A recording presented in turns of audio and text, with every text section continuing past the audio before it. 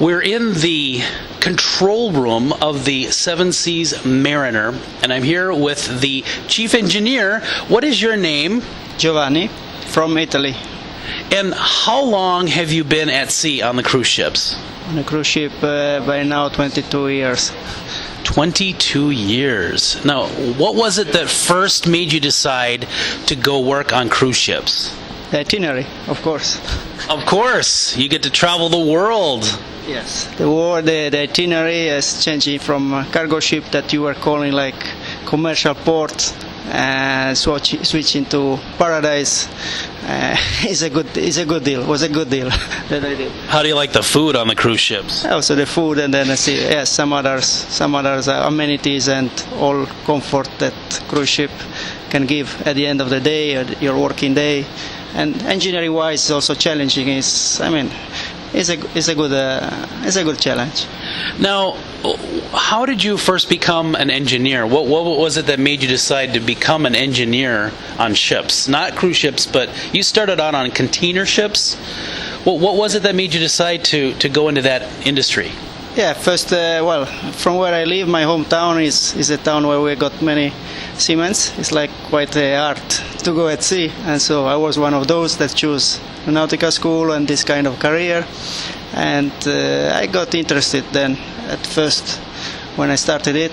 So I started sailing, and more I got interested on that. So I take it in a good way, let's say in the right way. Well, now I understand you've actually worked on steamships, a steam turbine ship. What ship was that?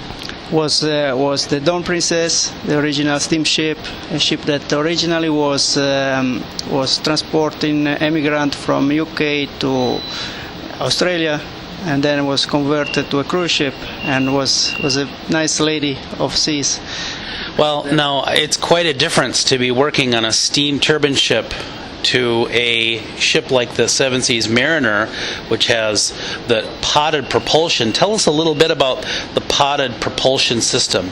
Yes, from those ships, of course, has been a big step in technology and in comfort, and we're talking about superheat engines to go to engines where environmental wise is a completely different thing. I mean, now the engines, they are kept in like quite spotless way, and compared to previous ships again where you got steams and moisture a bit all over the engines, and environmental wise everything was manual, was not supported by servo systems or so on.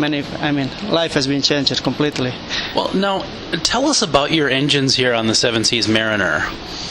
On the Mariner, we have the Mariner is quite a piece of art in technology, and as they say, it was one of the first ship, among the first ship that has got this kind of azipod propulsion, and that means we have like electric motor on a pod, like outboard engines. On the pod, we have like two electric motor that they are directly coupled to the propellers.